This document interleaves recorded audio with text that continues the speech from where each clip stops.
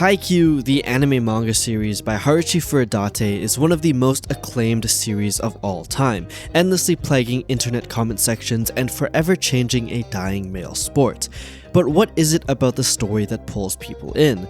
To me, it's the way Haikyuu uses volleyball as a framework to explore something much more human. Haikyuu resonates with so many fans because of the players in it, and 4 characters in particular really showed me why. So to talk about the characters and the impact they left on me through the series, it feels no right to start with anyone besides the main character, Hinata Shoujo. Wait, what does that sound? Are those trumpets? Yo-ho! While I love the entire Haikyuu cast, some of whom I will talk about later, I think by far, without a doubt, my top 1 player in the series, even though he's quite irrelevant in the later half, is Oikawa Toru, the captain and setter for Aoba Josai. Oikawa is a seemingly goofy character, with his first introduction as an antagonist setting him up to be a cocky, arrogant pretty boy who's good at everything. The star of his team and the direct rival as well as senior to Kageyama, Karasuno's genius setter who looks up to him. Though he's a childish, petty, and overall crappy guy that needs to be reined in by his teammates all the time, when it comes to volleyball, Oikawa is nothing but obsessed. A stark contrast from his bubbly personality outside the court to his raw focus when he's playing in-game, practicing, or studying up before matches. And it's his pure determination, obsession, and discipline in the face of insurmountable walls that made me and the astonishingly large numbers of Oikawa fans, or haters, fall in love with his character.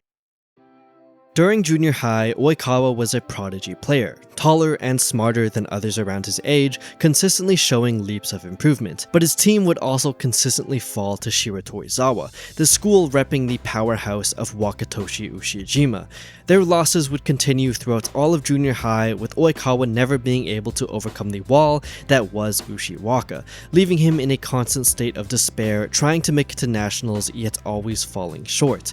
In his 3rd year of junior high, Kageyama joined Oikawa's team as a first-year player, already showing his own talent and pinpoint precision as a setter, the same position Oikawa plays as.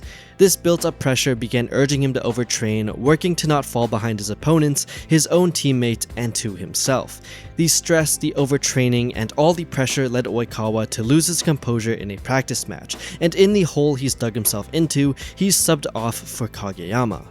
In a late-night practice session, Kageyama innocently asks the senior to teach him how to jump serve, but instead of seeing the junior who only wants to play volleyball with someone he admires, Oikawa sees the ferocious eyes of someone who is different from him, a monster in the sport that he loves, and another person who is just a wall that he can't overcome.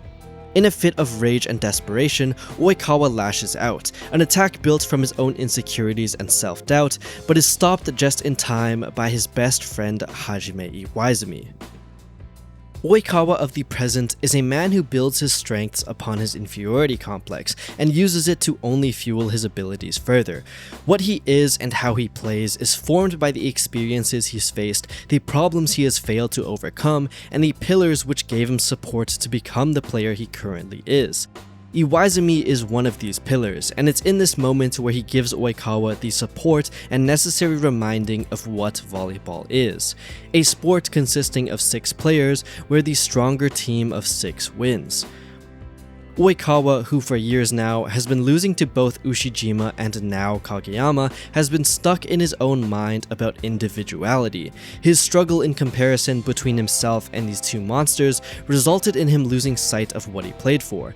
The idea that volleyball is a team game, and it's not just him on the court who does everything. It's this core idea that builds his current playstyle, one that focuses on bringing 100% out of all his teammates through chemistry. It's also in this idea that Oikawa refuses to join Shiratorizawa when going to high school because of his pride. The worthless pride that he would have to give up if he played with Ushijima, as the school's playstyle is solely focused on serving the ace, something that rejects Oikawa's idea of the sport and the very philosophy that saved him from losing everything. Oikawa's second pillar of support actually stems from his inferiority complex. Though he's already a talented player, the people he compares himself to, like Kageyama and Ushijima, are in the sense of genius supposedly above Oikawa. He was burdened by the lack of improvement he was seeing and a gap in which he couldn't seem to close. This was a thorn in his side that caused him to only grow hatred towards himself and eventually lash out at Kageyama for it. But it became what pushed Oikawa to be the player he is now, thanks to his mentor, Jose Blanco. In the Haikyuu world, there's a discussion on innate talent and the corresponding hard work that is needed to achieve said talent. Oikawa's inner monologue in the final rally against Karasuno, "Talent is something you make bloom, instinct is something you polish," tries to sum up how Haruchi Furudate views his character's efforts. In his flashback where Oikawa views Kageyama and Ushijima as monsters, the lens is distorted and the colors get warped with both of their eyes turning a red hue, likely indicating that they are looking down on Oikawa. Yet when we see Oikawa through the same lens, the same shade of red is applied to his own set of eyes. Oikawa views Ushijima and Kageyama as players superior to him because of their innate abilities, and in this quote specifically, their instinct. The skills that you're born with, your natural adaptability to the sport, is something that you can't change no matter what, and can only polish to its perfection. This is where Oikawa's complex stems from. Even though despite his own instincts, he believes he falls short compared to the two geniuses, and sticks himself in a cycle of self-loathing. But it's in the first line of the sentence, "Talent is something you make bloom," that Oikawa finds his saving grace. The idea that today, tomorrow, or years later you have the potential to become better. In the final match when Oikawa says this line, and when he falls crashing into the bench, setting a fast tempo court-wide set to his outside hitter Iwaizumi is his defining moment. The connection he's been cultivating in his years of playing crushed into a beautiful arching set, and his scramble to get back into the court showing his own personal chase of seizing this moment that his talent is flourishing. Instead of succumbing to despair and giving up in the face of other geniuses, he hones himself to the very limit of his abilities, reaching a point where he can compete with the best of the best, polishing his own instincts and allowing his talents to bloom. Oikawa's team only takes on a portion of the series, a few matches out of the many Karasuno play in the series runtime, but in the games with Karasuno High, we learn so much about him as a person and his obsession with the sport that almost seems like a curse. Furudate gave this piece of shit character an interconnected story with one of our main characters that made him feel real, conveying emotions of despair and resentment towards oneself through the sport of volleyball. Which is why I was shocked to find something similar, and perhaps an even more tangible lesson, in one of Karasuno's own members. Something that wasn't as exciting or captivating as Oikawa's character path, but one that only expanded someone who I thought was relatively normal until that moment. That star and rowdy delinquent player being Tanaka Ryunosuke.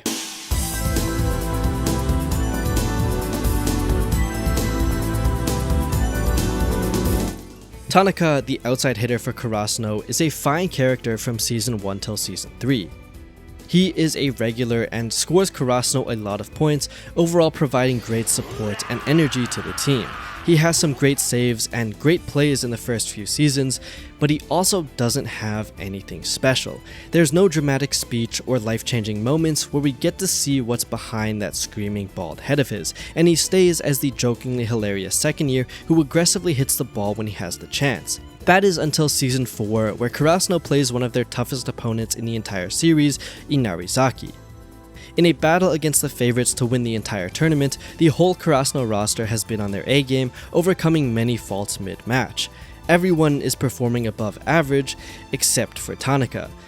Being an outside hitter, Tanaka has the responsibility of getting the ball over, especially when the team has a shaky receive or is in a tough position. In usual games, he's aggressive, explosive, and extremely energetic in the way he plays and scores, raising morale and just being active. However, this game, though he's still rowdy, the built-up pressure from the other team's defense that continues to hunt him down only makes his mistakes feel like they are piling up. He desperately runs for balls that haven't yet touched the floor and doesn't back away when the other team targets him, but no matter what he does, nothing goes his way. For most of the first set, Tanaka manages to achieve nothing of importance. Knowing that you aren't providing anything to your team and are almost a burden is mentally tough, but not because of your lacking ability. It's because Tanaka knows that he can't stop shouting, he can't stop calling for balls, and he can't lower his energy or wallow in self-doubt because he's playing bad. The need to keep up your own motivation and morale for your team while underperforming is something that is extremely mentally taxing on our ball-boyed hitter, and it starts to show when he gets in on his own head. Compared to everyone else on his team, Tanaka isn't particularly good at anything. He's not the tallest, he can't jump the highest, he's not the most technical, he's just himself. He talks in his own mind about how occasionally he will think about how average he is and almost drown in negativity, but it's through his normalness that Tanaka finds a reason to keep going. Just like a different side of Oikawa, someone who similarly pursues the improvement of their own craft. But Oikawa is a character who, in comparison to those better than him, refuses to back down because he hasn't yet reached his potential and can always be better. Tanaka, on the other hand, knows he's average. He admits the fact that he himself isn't special in anything. He isn't within the same realm of talent that those who are actual monsters possess, and it's because he knows this, because he is average, that he refuses to stay looking down. He works hard to improve in a way to keep up to those around him, to continue playing with his teammates, and not be outrun by his lack of instinct. He doesn't have the luxury to not chase after the ball and let go of that 1% chance. He can't be stuck in a rut of negativity and shy away from a challenge, and because he's average, he has to grasp every opportunity he can get a hold of to play at the level he wishes to. After he breaks through his lull, he starts playing at his all-time best again.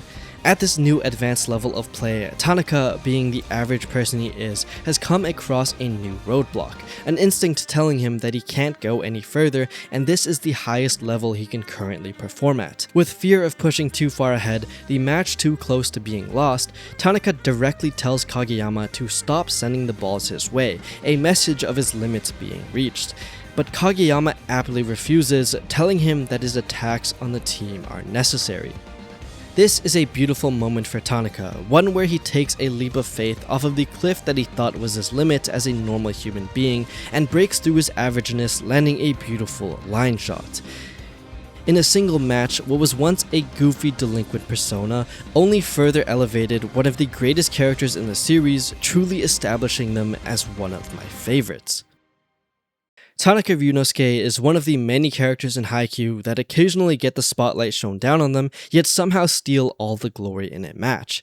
Tanaka's greatest moment was one he carved through his steadfastness, an unbeatable discipline shaped by his love for the sport, but it wouldn't have been possible without the connection and trust that his setter Kageyama put into him. Tanaka's insane line shots wasn't just bearing the fruits of his own efforts, but simultaneously highlighted Kageyama's series-long development and trust for his teammates.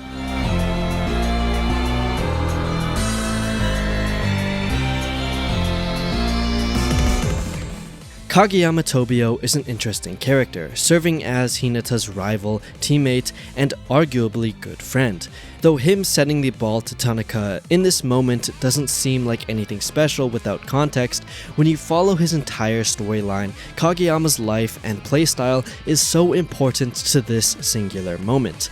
Unlike Oikawa, Tanaka, or any other side characters who get their own moments to shine, Kageyama and Hinata are the main focus of the series. The manga, in a sense, is their entire story arc, while the other characters have their own segments completed within smaller moments of the matches. And while some players on Kurasuno develop through the series like them, Hinata and Kageyama undoubtedly get the most focus and development that spans across each and every chapter, and it's beautiful how you get to see each match show a different side of their growth, both as a player and as a person.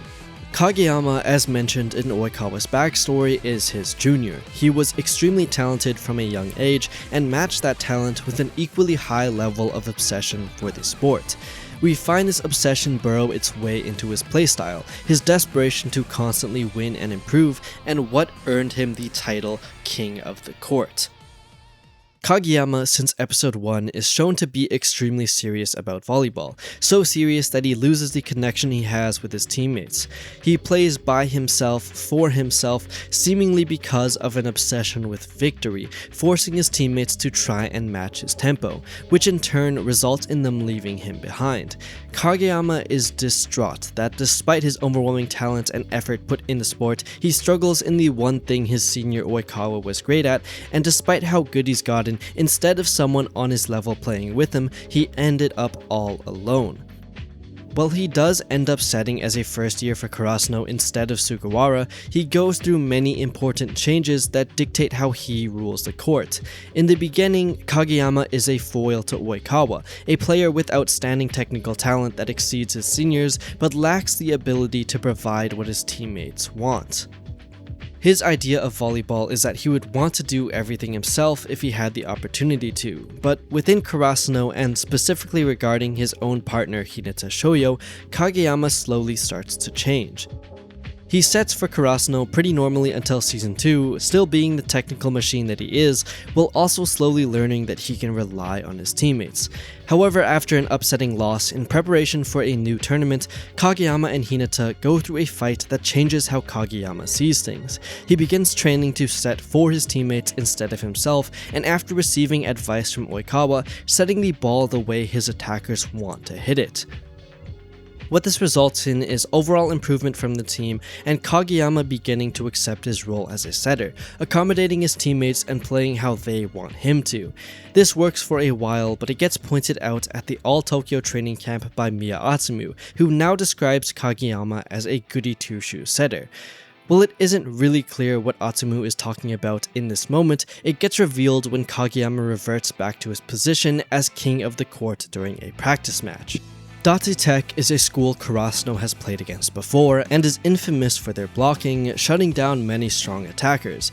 In the practice match, Kageyama faces immense pressure not knowing who to set the ball to, especially when no matter which option he chooses, he ends up getting stuffed anyways. Upset that his sets aren't landing any points, Kageyama reverts back to his past and lashes out against his team like he did once before. This time, however, he recoils in disgust at his own words because he's afraid of losing his teammates, the ones he worked so hard to build a connection with. But opposed to junior high, when his teammates actually left him all alone, this time the players of Karasuno just don't really give a damn.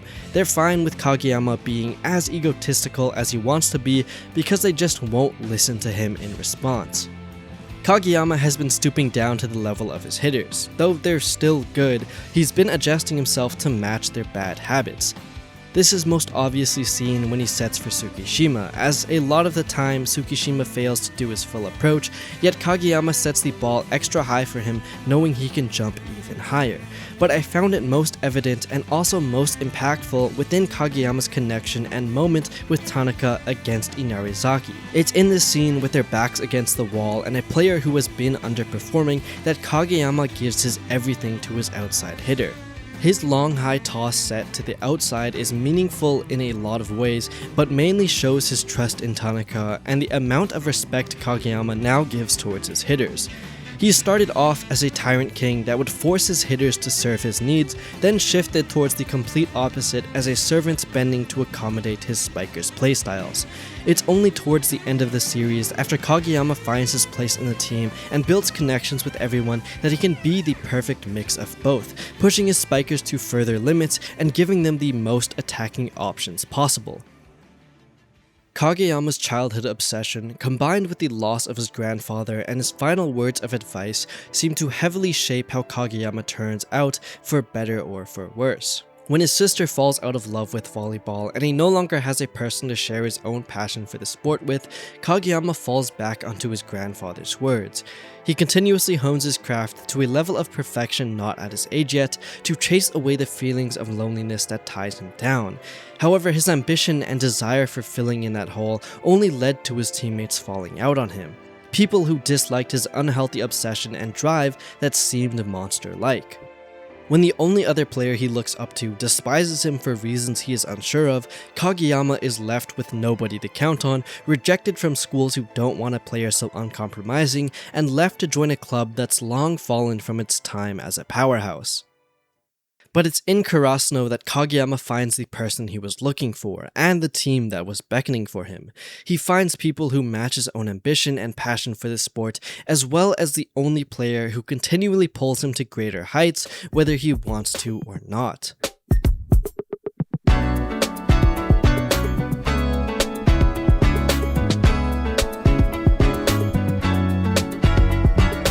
Hinata Shoyo is a character defined by his stature, a small man in a tall man's game.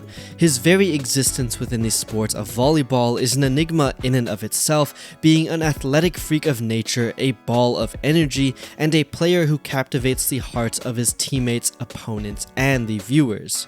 Being a smaller player, Hinata has to always keep moving forward, not faltering a single step and let setbacks define his career. And while Hinata has a strong mental fortitude that only multiplies his already impressive talents, at the same time he's very realistic and reasonable with himself. He openly envies others and often uplifts players who are his opponents because he wants to play with the best of the best. His obsession with volleyball pushes not only himself forward, but also everyone he comes into contact with.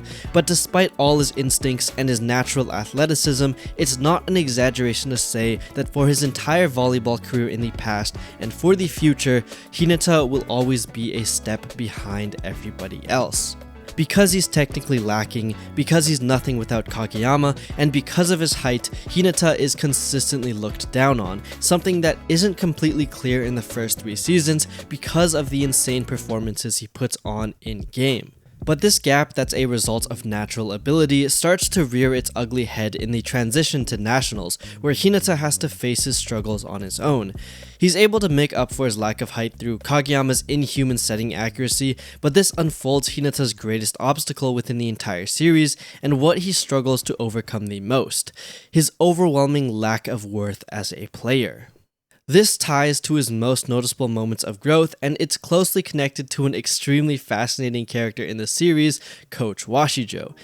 I feel like a lot of people overlook this moment due to the ever-embarrassing introduction Hinata has when crashing the camp, but it roots up everything he has to go through for his entire career and how he was always seeking new opportunities to make up for his lack of ability. Hinata understands that his potential as a player is low, and that people don't see any worth in him outside of his team, especially after the Shiratorizawa game. Doubled down on this with the fact that his teammates are being scouted out by other coaches, he begins to really feel the disparity between himself and other players in his age groups. Coach Washijo, who is running the mock camp, is the person who directly tells this to Hinata, saying to his face that he can't sense any worth in him as a player without Kageyama. Washijo understands that Hinata is a newbie when it comes to the sport, and it's also the reason he, in a way, dislikes Hinata and outright shows his displeasure towards everything about his character. Because Hinata represents everything Washijo wasn't able to achieve, and because he's fighting to overcome the wall of height instead of working around it. Hinata is just like Washijo from before, someone with the overwhelming sense of hunger to keep playing volleyball despite their adversities. But because Hinata relies on pure ability without technique or knowledge and has his teammates to support him, he's working against everything Washijo once had to face. That shorter players, no matter what, can't compete in the game of height to taller players and have to work around it instead of reaching the peak. Coach Washijo is not a bad guy. He never sought out to completely crush the fire in Hinata's heart, though some of his decisions were extremely over the top. He only wished to give Hinata a lesson of the future, something that he would eventually face again and again, and something that Washijo knew from his own experience. The insatiable hunger that Hinata has received, the one thing that used to drive Washijo, has both its ups and downs, and will consistently lead the player towards unreachable walls. Washijo wasn't directly trying to lead Hinata in one particular direction of improving, but was forcing him to actually think about his actions for once, instead of relying on his teammates or his naturally gifted body to use his brain and pick at what he can do to catch up to the gaps and problems he's faced with. All of this gets built up into Hinata's storage room scene where he finally has a breakdown. Hinata Shoyo is a great shonen character, and in his most despairing moments, he pivots his thinking and searches for new opportunities. Even when he's pushed into a corner, he faces new challenges with a burning desire for improvement, something that really drives his character for me and what I really love about the mock training camp. Because this moment, thanks to Coach Washijo, is arguably the one that corners him the most and gives him the most pressure, where his rival is visibly far ahead of him and he is faced with multiple walls that he can't see past. But instead of wallowing in the despair that he's faced with, he just changes his perspective, allowing himself a differing view of the court and giving him more opportunities to learn. This hunger imprinted into Hinata, that desire to keep moving forward despite the odds, is what embodies his nationals run, and where he lets his newly learned skills and knowledge of the game take form during their matches, and we see his growth as a player and individual through many of the important games they play. One match in particular solidifies his character and identity as a player, truly finalizing Hinata and his high school volleyball career when he faces off against the new little giant Hoshumi Korai in Karasuno's match against Kamomedai. This match between shorter players is the culmination of the story's entire underdog tone Hinata has had to face playing volleyball and the true unfairness of sports and the world. Before the match begins, Hinata meets the original Little Giant, only to be met with the reality that his predecessor stopped playing the sport entirely. The person who gave Hinata the wings to compete and drive to play as an ace, an outline for who he could eventually be, only leaves him without an answer. Yet it's at this moment that Hinata tells Kageyama he isn't disappointed in the slightest, that he isn't like the Little Giant, and that he isn't an ace. Instead of pursuing his original ideal, Hinata has obtained his position as a starter by being a middle blocker, running around the court and drawing the attention of the defenders. When he says he's not disappointed at all, he's finally firm in his resolution and choice into what type of player he's become. Hinata and Hoshumi are both small players, yet their different playstyles direct their approach towards the sport and towards their disadvantages. This match, originally titled The Battle Between the Two Little Giants, highlights the two short hitters on each team. Yet the term Little Giant, coined after the original Karasuno player from years ago, holds a different meaning.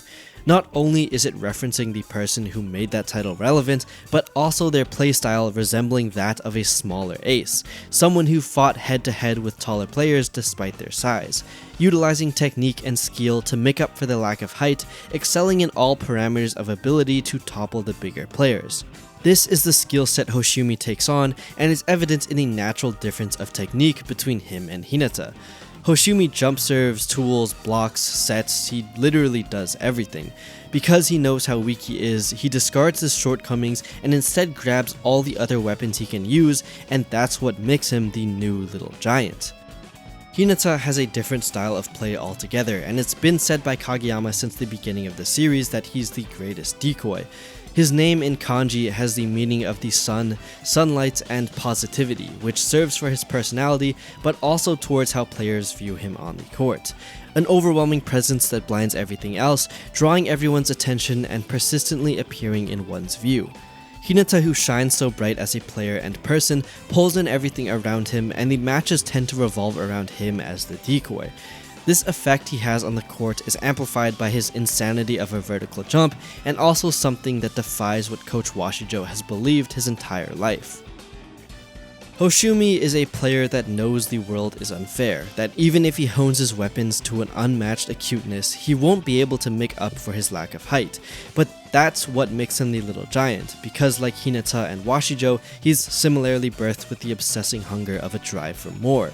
Though they all long to improve, there's a slight difference in how Hinata and Hoshumi perceive the battle for height, where Hoshumi aims to rely on skill and technique to make up for his challenge of vertical ability, Hinata seeks to attain higher heights to compete with everyone else. Hinata is a shorter player competing in a tall person's style of volleyball. He doesn't avoid this issue and work on his techniques to improve, but uses Kageyama to keep his own unique method of play.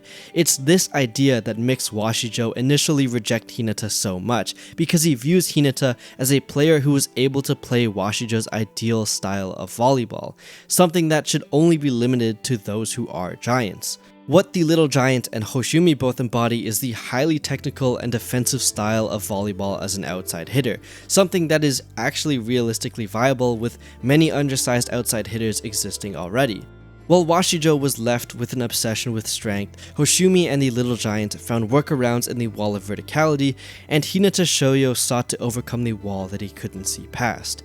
Through his teammates and the opportunities they presented to himself, Hinata reaches higher and higher with every attack, and in turn everyone's eyes get drawn towards his extreme capability, making him the most appealable and attractive decoy. Hinata is an amazing protagonist, and even though he's the main character, he's often overshadowed by the many other players in the Haikyuu world that have their own differing or more relatable storylines. There are no throwaway characters that are put in the way for our players to become better as a team, and through each antagonist's own backstory and grit in winning does the series really pull through at what Haikyuu to me shines as the most. A character-driven world that perfectly connects the fully fresh and breathing lives of players who all strive to win and reach the top. Whether it be the parallels with Tsukishima, his rivalry with Kenma, Ushijima's desire to crush him, or Hoshumi's foil of his playstyle, Hinata is meshed in with almost every player of Haikyuu. As the protagonist with the most captivating storyline of a character fighting against the odds given to him, he pulls you into the Haikyuu world. But it's only after you've been sucked in that Haikyuu gets better and better. It attacks you from each side of the court with so many different characters that so many different people are fond of.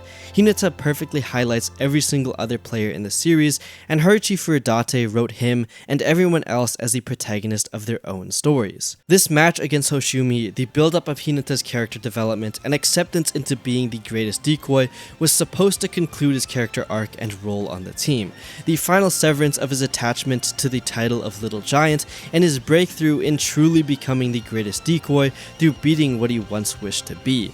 But after all this effort towards finding his footing in his team and accepting what Kageyama once coined him, the world once again refuses to let him fly. Towards the end of Karasuno's national match against Kamomedai, after busying himself to earn his team another point, Hinata seems to suddenly collapse.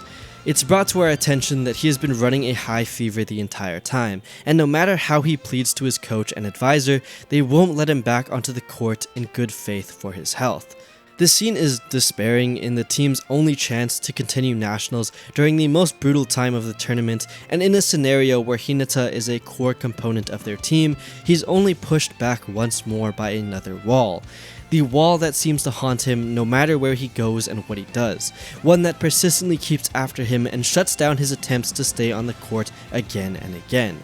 This dreadful moment was purposeful, and I know some people dislike it because it seems like an abrupt ending to Karasuno's national run and the series climax, but it makes perfect sense to capitalize on Hinata's growth as a player throughout the entire series.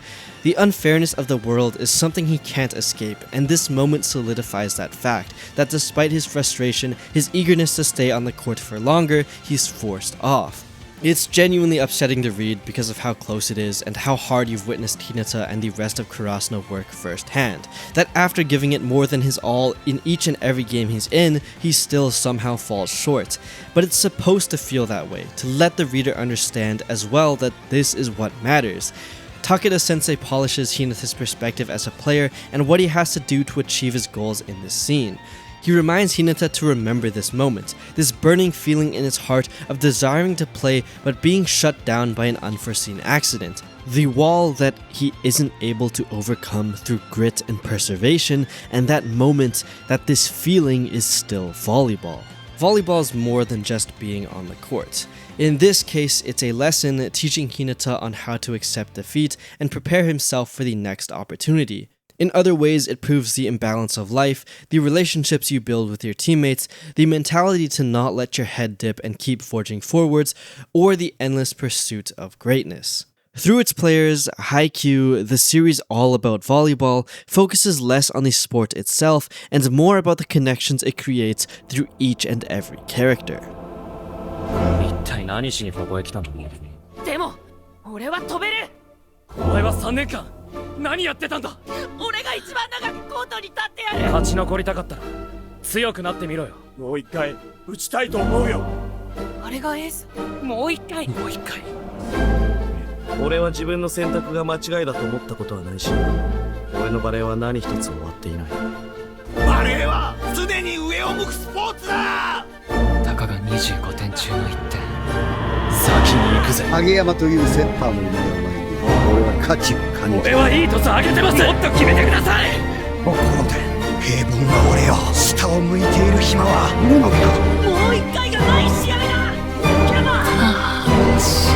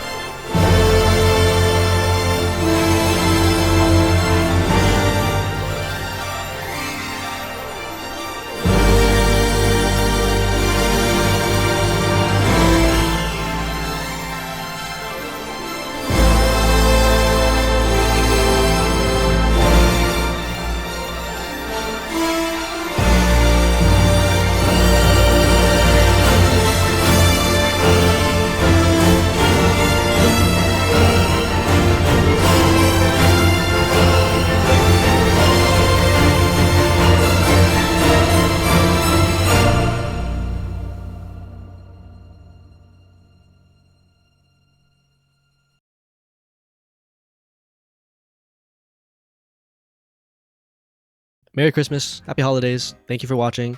If you couldn't tell, this video meant a lot to me because I really like Haikyuu, and I also really like volleyball. But yeah, look at all this beautiful. Oh yeah, I went to Japan like every other 20-year-old who is in college or just finished university and is going through a quarter-life crisis. But look at all this Haikyuu merch I got. Got the little illustration book, got some other manga and other thingies, which is really nice. It was really fun. That's everything for me. Thanks again for watching. Have a good rest of your holidays, and I will see y'all next year. Bye.